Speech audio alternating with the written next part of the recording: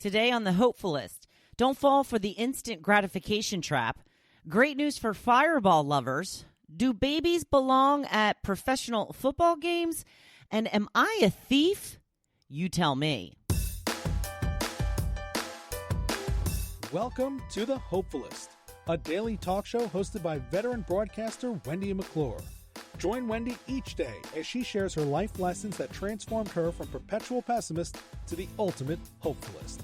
The perfect morning show to get you caught up on the day's top stories while sharing insights that will lead to positive transformation and bring out the hopefulist in you.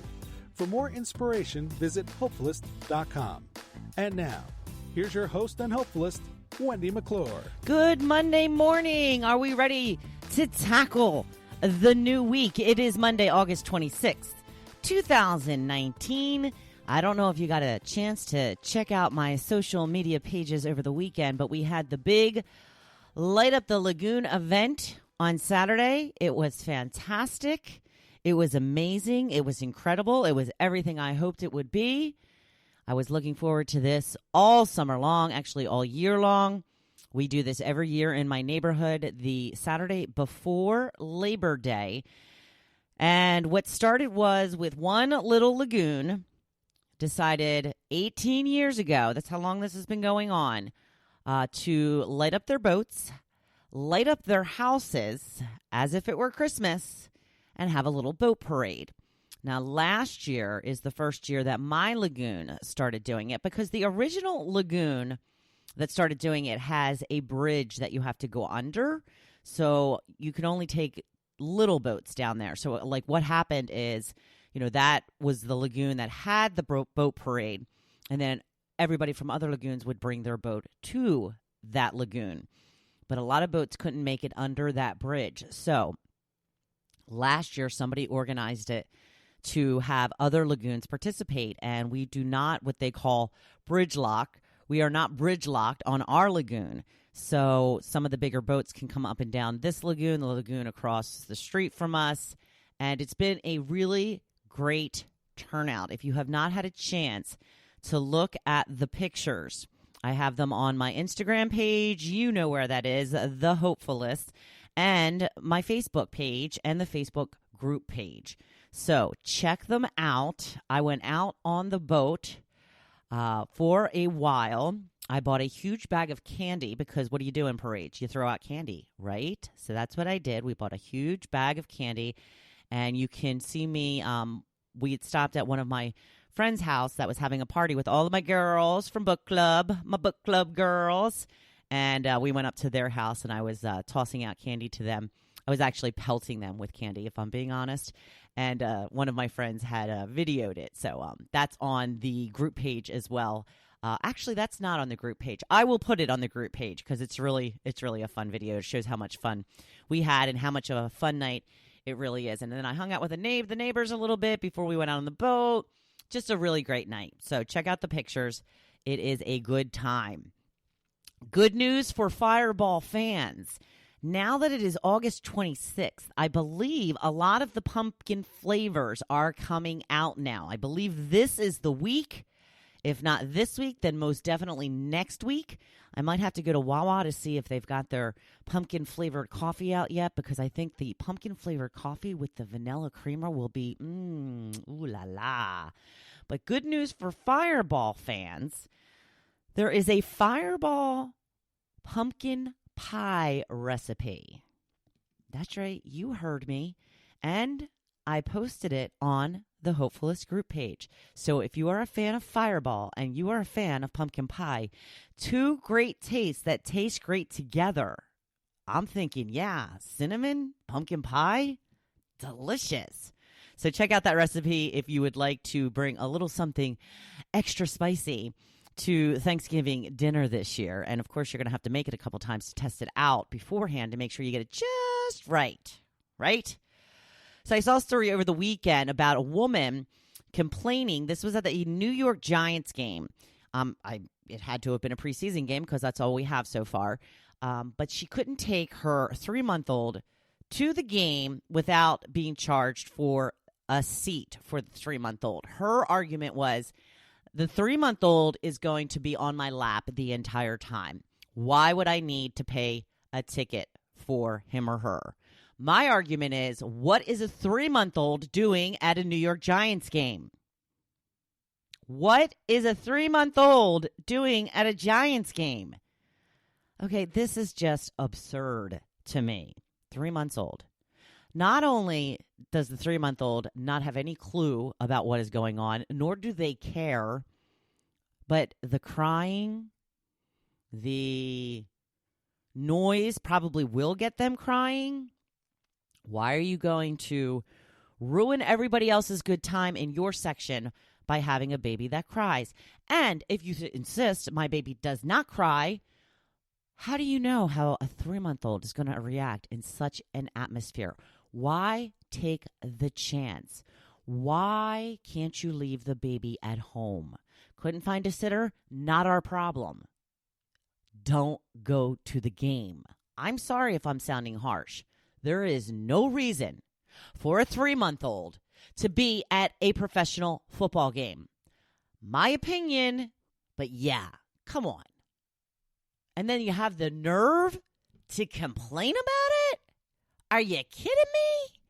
There are certain situations where you need to bring your baby. An airplane, for example. The baby needs to travel with you. I get it.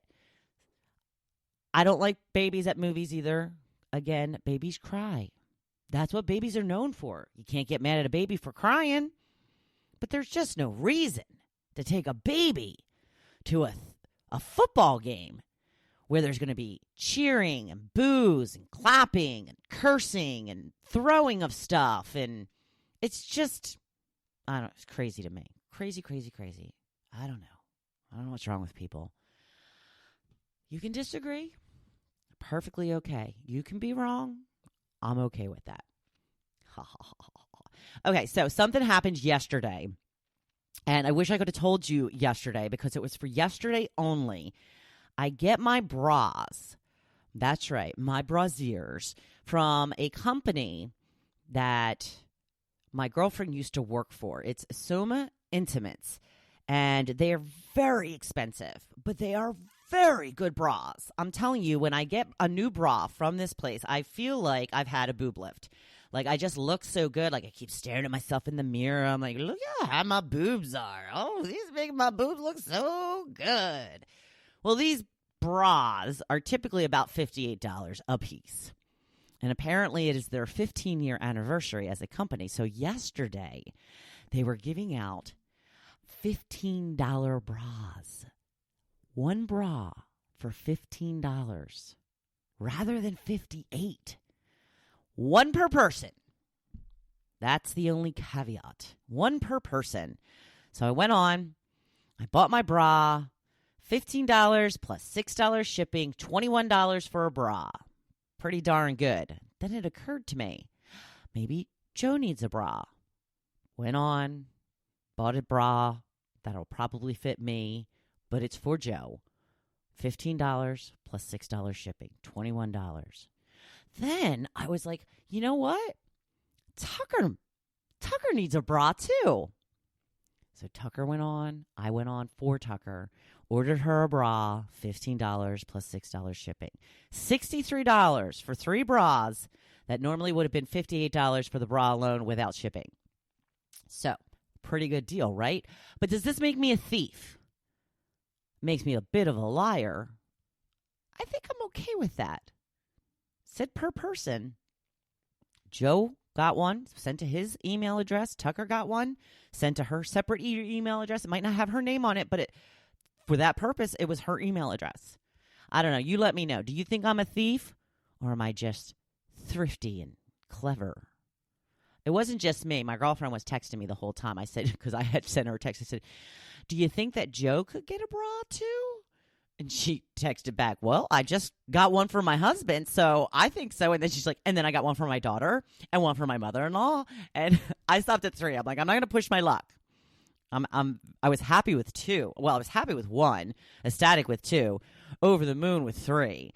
Because like I said, these are very good bras. And it was online only. And I do really hate the fact that you can't try them on because 2 of the bras are the same bras that I have gotten in the past. So they should fit fine. But I did get this new lacy one, lace trim bra. That one's for Tucker because she's very fancy. And my girlfriend told me, you have to send me a picture of Tucker in her new bra. And I will do that. I will send a picture of Tucker in her new bra when she gets it because she is very fancy, my Tucker girl. So you let me know if you think I'm a thief or a clever, thrifty person. I'm okay with either one, honestly. Just, work in the system a little bit. They said 1 per customer, not 1 per household. And if it was 1 per household, I would have gotten my neighbor to order one for me. So like I said, can't beat that price for that bra. So I will move on to my topic. After Saturday and the Light Up the Lagoon event, Joe and I were exhausted. We didn't get back to the house till about 11:30. And if you know us, that's super late to us. That's like 3 o'clock in the morning to most of you because we usually get up at 4 or 5 in the morning. So I slept until 8, which I don't remember the last time I slept that late. Joe slept until 7, so I got up at 8 o'clock, and I was like, whoa. And Joe's like, yeah. I was like, what time did you get up? He's like, 7. I was like, all right, high five. And then I went back to bed at 11 o'clock and took another hour-and-a-half nap. Tired, super, super tired. And I had told Joe because, Joe gets 2 days off a week, and I felt bad. I had some things to do on Saturday, so I had to leave the house pretty early. And I left a list of things for him to do for the Light Up the Lagoon party. He had to put up all the lights, and there was, a couple of things on a list that I had for him to do. And I felt bad because, it's technically his day off, and he had kind of a lot to do. So I told him that on Sunday we weren't doing anything. And then he said, well, we have to take down the lights. I'm like, okay, after we take down the lights, we are not doing anything. And it was super windy yesterday, so it wasn't that hard to lay around on the couch all day and do nothing because it was really too windy to be outside. In fact, they banned swimming at the beach yesterday because the rip currents are just out of control right now because of the high winds. It's going to be high winds again today, so no swimming. And please, people, just a little aside, if they say no swimming, they're saying it for safety purposes. They're not trying to be mean. They're not like, ha, ha, ha, we're not going to let people swim today. Yeah, it's dangerous. That's why they say no swimming.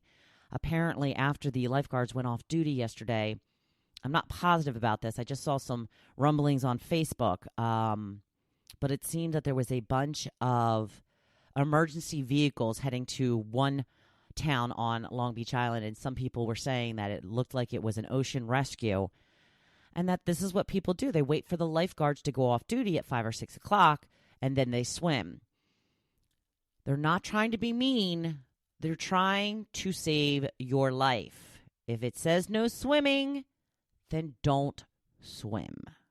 Just a little PSA there for you, okay, people? Just want you to be safe. So, after my first nap, I did only have one nap, but I was reading for a while on the laying on the couch, reading my book. What else did we do? Joe was playing on his iPad. He got some new games that he was doing. We didn't really have the TV on until about 5 o'clock or so. So, yeah, I was just reading for the most part and uploaded all my pictures from the Light Up the Lagoon event, and so we had a big old lazy day, and it was great. It's so nice once in a while because we've been so busy this summer doing this and doing that, and I love it. Don't get me wrong, but like I said, it gets tiring. Get really tired. This is what I was talking about last week. Play hard, work hard, rest when necessary. So we both were working hard, then we played hard, and we both rested because it was necessary. So I asked you, what is your favorite thing to do on a lazy weekend day? Think a rainy day, a windy day, something that you can't normally do that would have you outdoors being active. So Marcy says, lay on the couch with my kitty and watch Downton Abbey. I've heard good things about that show. I have not watched it, and I think that someday I will. Dawn says, cuddle with my honey, which we did a lot today. Aw. Ann says, I've never had one. I guess she's never had a lazy weekend day. But if I did, naps, a good book, and lots of wine.